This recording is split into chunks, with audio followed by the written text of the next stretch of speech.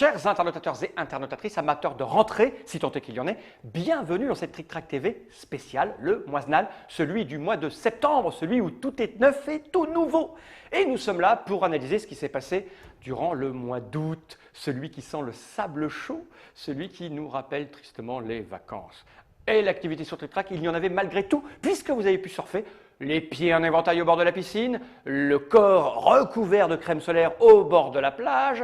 Vous avez continué de surfer sur Trick Track sur vos tablettes et autres smartphones et vous avez fouillé le site de fond en comble et on est capable de savoir ce qui vous a intéressé, surtout que l'activité ludique s'est excitée autour du 15 août. C'est là qu'à peu près tout reprend puisque vous savez que vous allez rentrer, qu'il va y avoir des nouveautés et qu'il faut un petit peu économiser sur la consommation de glace et autres sorties en discothèque le soir pour pouvoir acheter des boîtes de jeux quand vous rentrez en septembre. Alors, qu'est-ce qui vous a le plus intéressé? Vous le savez, grâce à la V5 et nos formidables algorithmes, nous sommes capables d'analyser ce que vous avez été voir en fonction des clics sur les petits boutons partenaires d'achat, en fonction de la lecture de news, de la lecture de vidéos, de la lecture d'avis, etc., etc. Et quel est le jeu qui a squatté le top du classement grâce à de multiples interventions et dans le forum, et en news, et en avis, et en vidéo? Eh bien, c'est un Istari, c'est le nouvel Istari, c'est Starfighter. Eh oui, la victoire de la conquête de l'espace à base de coups dans ta gueule, c'est Starfighter, et vous êtes nombreux à aller voir si ce jeu est fait pour vous ou pas,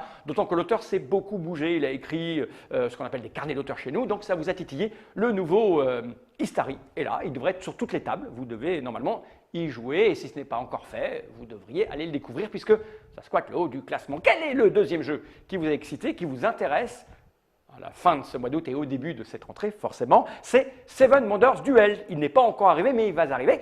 C'est Seven Wonders, forcément, c'est un jeu qui a fait un carton mondial. On a annoncé durant la Gen-Con que la version Duel arrivait. Des parties ont commencé à être faites à droite, à gauche, sur différents salons et festivals, en Belgique et ailleurs. Bruno Catala, Antoine Boza, forcément, ça vous excite.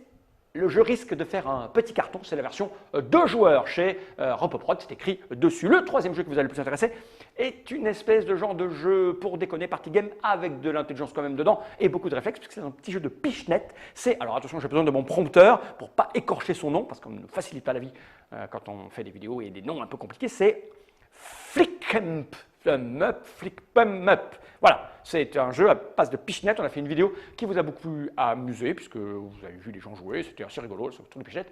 Et puis à la Gen-Con, ils avaient une version géante absolument extraordinaire. Donc ça, c'est un jeu qui coûtait cher, mais je crois que ça fait son petit effet, son petit carton. Flick'em Up chez Philosophia. Enfin, c'est pas vraiment Philosophia, vous savez bien, hein, c'est cette maison d'édition fondée exprès pour Bretzel. En tout cas, allez voir. Enfin, allez voir, c'est un peu idiot puisqu'en fait, vous êtes déjà allez voir. Mais si vous l'avez loupé, sachez que c'est un jeu qui va marquer le quatrième jeu. Bon, ben là, il n'y a pas à s'étendre, c'est Colt Express. Forcément, hein, le jeu de l'année, le Spiel des Jahres, jeu de l'année en France. On a annoncé des extensions, donc forcément, vous êtes allé voir les fiches. Les gens qui ne connaissent pas le monde du jeu se rendent compte dans les boutiques et autres que c'est un jeu qui fait un carton, donc ils tapent ça sur le moteur de recherche Google, par exemple, et puis ils se retrouvent sur Trick Track à aller voir les avis, tout ça. Donc ça marche et ça risque de squatter pendant un bon moment. Ils sont à la 4e place avec Colt Express. Félicitations à eux. Vient ensuite une nouveauté qui vient juste d'arriver là, juste maintenant, c'est Mafia des Cuba, le dernier lui-même, Loïc Lamy, Philippe Despalières et Tom Buarchex. Un jeu qui, c'est un éditeur lui-même qui sort 2 jeux par an, donc il travaille énormément la communication. C'est un jeu un peu particulier, spécial, qui a eu un petit peu de mal à être appréhendé au départ. Et dès qu'ils ont commencé à faire des démos, des vidéos, les gens ont commencé à discuter dessus et ça monte, ça monte, ça monte. Et donc, il est là actuellement 5e du classement, forcément. Les gens ont été l'acheter, ils commence à commenter les parties. Ça a fait un carton à la Gen-Con auprès des spécialistes du jeu, parce que là-bas, il y a des blogueurs qui ont y joué, ils ont trouvé ça absolument excellent et rigolo. Donc, Mafia des Cuba fait un carton, il y a de fortes chances qu'il continue sa progression encore au mois de septembre. Et mon petit doigt me dit qu'il risque d'y avoir un site internet qui va ouvrir là très bientôt pour les explications, les démonstrations, etc. Vous verrez, Mafia des Cuba. Vient ensuite Crossing, un Space Cowboy qui s'installe tranquille. Voilà. Quand on voit un jeu revenir régulièrement, surtout après un mois ou 2 après sa sortie, c'est que c'est un jeu qui est en train de s'installer tranquillement sur le secteur. Hein. C'est un jeu qui va avoir son public et qui va tenir sur du moyen terme. En tout cas, Crossing fait un petit carton, alors qu'au départ, je me souviens, ça critiquait le prix, un jeu facile. En tout cas, voilà, c'est ce genre de jeu qui fait que le secteur va s'agrandir et continue d'évoluer et de faire de nouveaux joueurs. C'est une pompe à nouveaux joueurs, Crossing. Vient ensuite Avec, vois-je là, un autre Space Cowboy, mais celui-là, il vous attire depuis un bon moment, c'est Time Story qui arrive. Time Story, les premières boîtes ont commencé à circuler sur les salons et puis chez les écrivains, les blogueurs, comme on dit. On a reçu notre première boîte là, ce jour. Le jeu arrive d'ici une petite semaine, une Trick Track TV va être tournée là début septembre. Ça risque de faire un carton, il a éveillé votre curiosité depuis un bon moment, ça fait très longtemps qu'on en parle, un jeu un peu particulier, en tout cas il y a 2-3 ans. C'est une mécanique, pas vraiment une mécanique, mais un esprit qui a tendu vers le développement ailleurs, parce que c'est une idée que Manuel Rozo a développée il y a quelques temps déjà, il a beaucoup traîné, c'est une idée qui fait son chemin. Time Story, c'est un très bon jeu, donc ça risque de vous exciter. Petit problème au niveau de la communauté qui trouve que c'est un peu cher, mais je crois qu'une fois que vous aurez goûté au jeu, que vous aurez eu le matériel, c'est un jeu qui va faire son petit effet et un carton. Vient ensuite Five Tribes. Alors, pour Five Tribes, c'est aussi un peu spécial, c'est un jeu très connu depuis un moment, il n'y a pas eu grand-chose sur Five Tribes à proprement parler, si ce n'est l'extension. Eh oui, il y a eu un petit article qui expliquait que l'extension allait arriver, et forcément, les gens qui ne connaissent pas le jeu sont tombés sur les articles, du coup ils ont été voir la fiche de jeu, du coup ils ont lu les avis, du coup patati, du coup patala, et hop, ça monte, Five Tribes, une valeur sûre de jeu à l'allemande avec des cubes en bois pour se briser les neurones. Donc forcément, ça continue de se placer. C'est un bon travail d'auteur et d'éditeur puisqu'ils portent leur jeu pendant un moment. Five Tribes, ça continue de vous exciter. Une valeur sûre. Vient ensuite Settlers, naissance d'un empire. Un phénomène un peu particulier là aussi puisque ce jeu vient d'arriver en français. C'est un jeu qui est un peu ancien. Enfin, un peu ancien. C'est fou quand on arrive à dire d'un jeu d'il y a un an qu'il est ancien. Il arrive en français. C'est une traduction Edge et donc il y a eu des avis de joueurs, surtout de joueurs qu'il avait eu dans la version anglaise, qui sont venus dire que c'était un excellent jeu. Donc forcément, il monte, puisque vous allez lire les avis qui disent que c'est un excellent jeu. Donc du coup, vous vous renseignez, vous fouillez sur le forum, et vous allez chez les partenaires, et donc vous l'achetez, et donc le jeu fait sa petite place. Et c'est un bon signe quand on voit ça. Alors, si vous m'écoutez et que vous n'êtes pas un super méga joueur aguerri, faites attention quand même, allez vérifier que c'est pour vous. Trick Track est là pour ça, et les avis sont là pour ça. Donc il monte, et le dernier jeu, pareil, une surprise, Sherlock Holmes, le jeu d'Istari, qui est sorti il y a déjà un bon moment, qui lui-même était une réédition d'un très vieux jeu, il revient. Alors, moi j'étais un peu en vacances au mois d'août, comme tout le monde, je me suis demandé mais comment se fait-il que ce jeu remonte? Bien sûr, il y a un petit phénomène dans les news que nous écrivons maintenant, on rappelle d'autres jeux, il y a eu une news sur le prochain Istari. On vous a parlé de Starfighter, qui est un jeu Istari qui cartonnait, qui était le dernier. On a parlé aussi du prochain Istari Shakespeare qui va arriver à l'intérieur. On cite souvent Sherlock Holmes. Pour ceux qui ne le connaissent pas, du coup, ils vont voir parce que leur curiosité est éveillée par ces excellents articles que nous écrivons. Et puis, il y a des rumeurs. J'ai demandé aux gars qui étaient là pendant, on va dire, les juilletistes, ceux qui sont partis au mois de juillet, qui ont travaillé à l'officine au mois d'août, je leur ai dit, mais comment se fait-il que Sherlock Holmes est en train de remonter? Ils m'ont dit que certaines rumeurs dans le forum ont parlé d'une réédition, d'un retirage et surtout, je ne sais pas, paraît qu'il y aurait un truc avec du cul dedans, mais ça ne regarde pas Hystérie, enfin on ne sait pas, mais il y a des choses qui se passent, ça bruisse autour de Sherlock Holmes, donc il remonte, il se retrouve 10e du classement. Ça, c'était pour l'analyse globale des jeux. C'est-à-dire des news et des fiches de jeux qui étaient consultées. Mais Trick Track, ce n'est pas que des jeux à proprement parler, c'est aussi un secteur, c'est aussi des gens qui se posent des questions, et il y a des articles qui ont été écrits, des réactions dans le forum par rapport à une actualité brûlante économique. Donc, ce sont autre chose que des jeux qui vous intéressent, c'est ce qui se passe, et un internaute a écrit un article, Monsieur J, a écrit un article qui répondait au nom de menaces de surproduction ludique. Un petit article comme ça, un petit édito où il se demandait si, lui il avait un avis très tranché sur la question, mais c'est une chose dont on parle dans le milieu, les gens concernés, les éditeurs, les auteurs, les distributeurs, les boutiques qui sont extrêmement intéressés par ça. Je crois que d'ailleurs le mec doit travailler pour une boutique et traîne autour des boutiques. Et enfin, les gens qui s'intéressent au secteur de près se posent la question de la surproduction ludique. Est-ce qu'il y a un problème de surproduction? Est-ce qu'on ne va pas atteindre un point de non-retour, un point où ça va éclater comme ça a éclaté pour la musique, comme ça a éclaté pour la bande dessinée? Il y a eu aussi dans le forum, au retour de la Gen Con, je l'ai dit dans la petite vidéo sur la Gen Con, puisque nous sommes allés à la Gen Con avec Monsieur Jamie, voilà quelques images, on a fait une petite vidéo, un petit reportage dans lequel j'ai un peu exprimé mon opinion sur ce qui se passait. Le secteur français s'exporte extrêmement bien avec Asmodée qui rachète plein de trucs à droite à gauche. Ça effraie certaines personnes qu'Asmodée rachète des boîtes à tour de bras.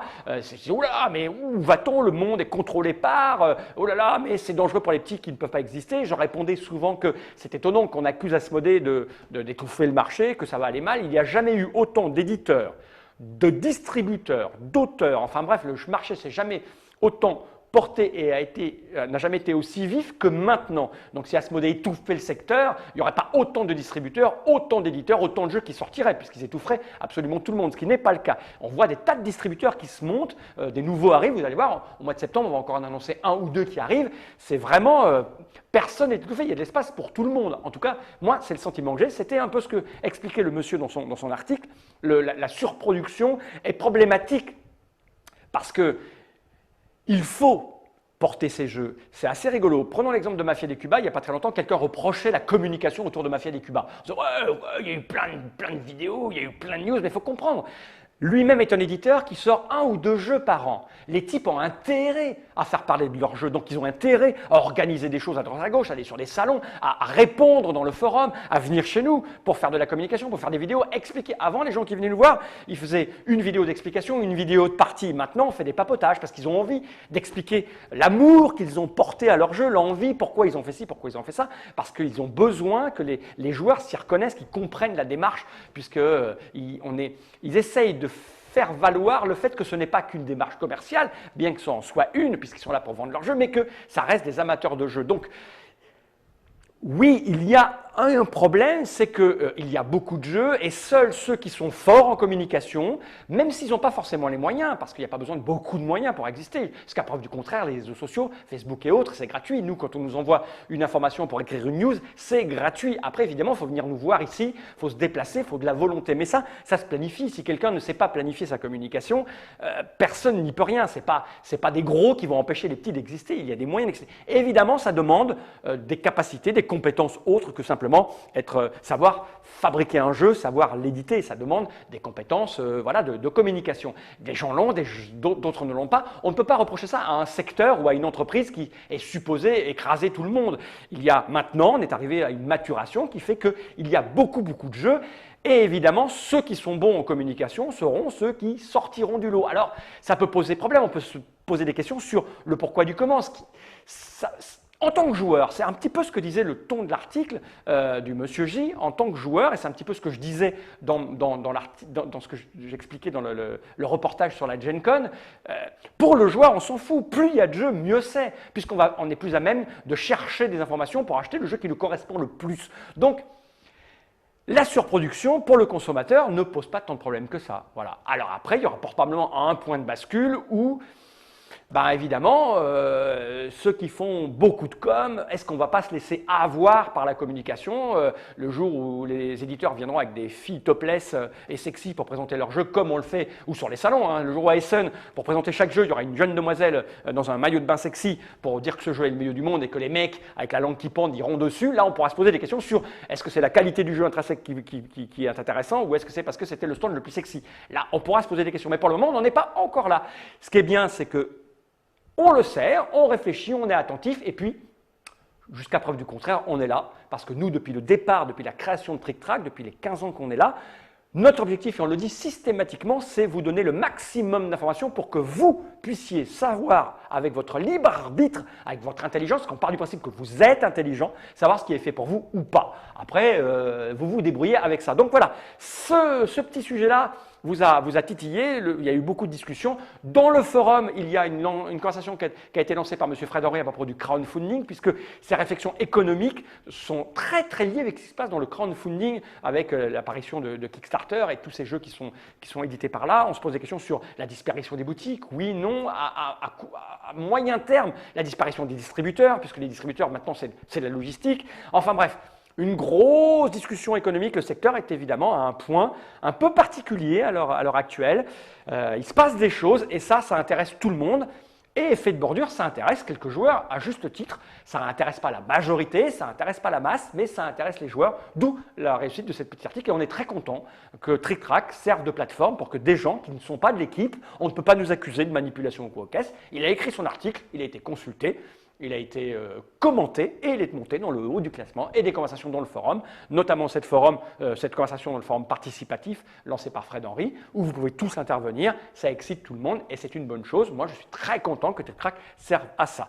Voilà, c'était pour cette petite réflexion là-dessus. Maintenant, on va passer à ce qui va se passer au mois de septembre, puisque là, on a analysé un petit peu au mois d'août ce qui vous avait un petit peu excité, sachant que ces conversations sur ce que devient le secteur sont coulantes, bien évidemment, les jeux qui montent sont coulants, mais que va-t-il se passer de fondamental au mois de septembre, à part le fait qu'on n'a pas envie de travailler, comme tout le monde, hein, c'était les vacances, on était bien au soleil, moi je suis tout bronzé, je suis très content, mais il va falloir que ce mois de septembre avance, et surtout auprès des développeurs. Parce que je leur ai demandé, en rentrant de vacances, où on était cette V5, avec un air comme ça extrêmement méchant. Alors les gars, quand est-ce qu'on ouvre? Ils m'ont dit un jour. Alors là, j'ai fait non, un jour au mois de septembre. Et ils m'ont dit oui, d'accord. Mais là, je suis bien incapable de vous dire quand au mois de septembre. Mais en tout cas, ils y vont. Voici un rébut concocté par l'incroyable Monsieur Node. Je vous laisse essayer de deviner ce rébut, mais en tout cas, les développeurs sont au taquet dessus. La V5 devrait ouvrir. En tout cas, on en a besoin le plus rapidement possible parce que moi, je n'en peux plus de surfer sur cette vieille version, sachant que la V5, j'aime beaucoup à quoi elle ressemble, l'esthétique, etc. Donc, la V5 devrait ouvrir bientôt. Ensuite, parce qu'en plus, cette V5 va nous permettre de supporter pas mal de choses. L'arrivée de la version plus ou moins anglo-saxonne avec Jamie et aussi l'enrobage, la globalisation à l'intérieur de cette V5 de le crowdfunding avec, vous le savez, j'ai écrit un article il y a à peu près un mois ou deux là-dessus. On va essayer d'appréhender autrement le Kickstarter et les jeux Kickstarter, crowdfundés, comme on dit, avec 7e continent. Ça va être le premier jeu qu'on va vraiment suivre. C'est pas un partenariat, mais presque. Je ne sais pas comment on peut caractériser ça, on ne sait pas, même nous, on ne sait pas comment le caractériser. Mais en tout cas, regardez, on a l'image de la boîte de 7e continent, le jeu qui va être fait par Serious Poulp. Ils sont venus nous voir au mois d'août, on a fait une vidéo d'explication, une vidéo de partie. On va travailler là-dessus parce qu'on a la date du lancement du Kickstarter. Attention, exclu, presque. Parce que cette vidéo va être mise en ligne ce soir, nous sommes le 31 août pour les abonnés et le 1er pour tout le monde, le 1er septembre, elle sera libérée, mais voilà, l'info vient de tomber. Le 29 septembre sera lancée la campagne de 7e continent, un jeu que j'ai pu essayer, qui m'a, foi, beaucoup plu, qui est sur la même veine que Time Story, mais pas vraiment, pas complètement, c'est un peu... Voilà, c'est une nouvelle topologie de jeu de plateau, entre le jeu de rôle, le livre dont vous êtes le héros, enfin bref, on va suivre cette expérience, je ne sais pas vers quoi on va voir, mais en tout cas, 7e continent, ça va être notre façon avec la V5 de nous relancer dans le crowdfunding, voir comment ça marche. Pareil, dans les expériences que nous allons tenter, il y a une expérience dont j'ai parlé un petit peu, j'ai commencé un petit peu sur Internet, sur Facebook, j'en ai un petit peu parlé, dans le moisenal du mois précédent, on va tenter l'expérience du JDR, parce que j'ai envie de jouer au JDR de manière extrêmement égoïste. Et pour faire des Trick TV de JDR, j'ai décidé de travailler à la conception, moi aussi, d'un JDR pour être tranquille par rapport aux règles. Donc j'ai inventé mes propres règles, en tout cas je suis en train de les inventer, et mon propre univers pour pouvoir faire jouer à la table, normalement, le Dr Mops et Monsieur Guillaume. Le jeu s'appelle Mashup, c'est un jeu un peu particulier, on y reviendra en plus en détail au mois d'août, au mois de septembre, parce que j'y ai beaucoup travaillé au mois d'août, j'ai commencé à mettre des petites vidéos, on a fait des essais à l'officine sur les règles. C'est un truc qui m'intéresse moi personnellement de manière égoïste vraiment beaucoup, donc vous risquez d'entendre parler de Mashup pendant tout le mois de septembre puisqu'on va faire les premières Trick TV de tirage de personnages, d'explication de comment ça marche, enfin bref, Mashup ça va être ma priorité à moi que j'ai. Alors ça ne va pas intéresser tout le monde mais peu importe, j'avais envie de vous en parler là pour ceux qui s'intéressent au jeu de rôle, je crois qu'il y a pas mal de monde qui s'intéresse au jeu. Mashup au service de l'imaginaire, bientôt sur la Trick TV et dans tout Trick Track. Truc à part.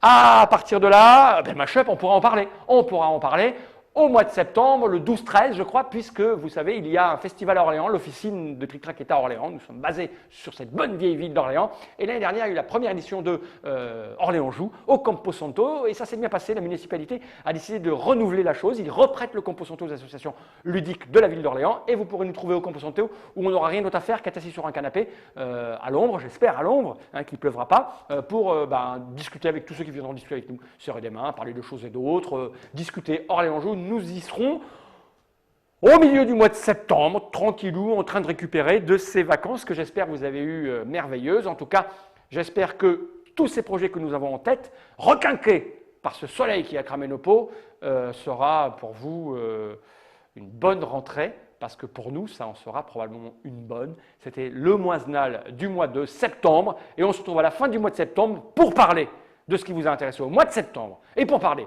de ce qui se passera au mois de octobre. J'ai envie de regarder cette caméra droite dans l'objectif et de dire maintenant, Jenny Reich,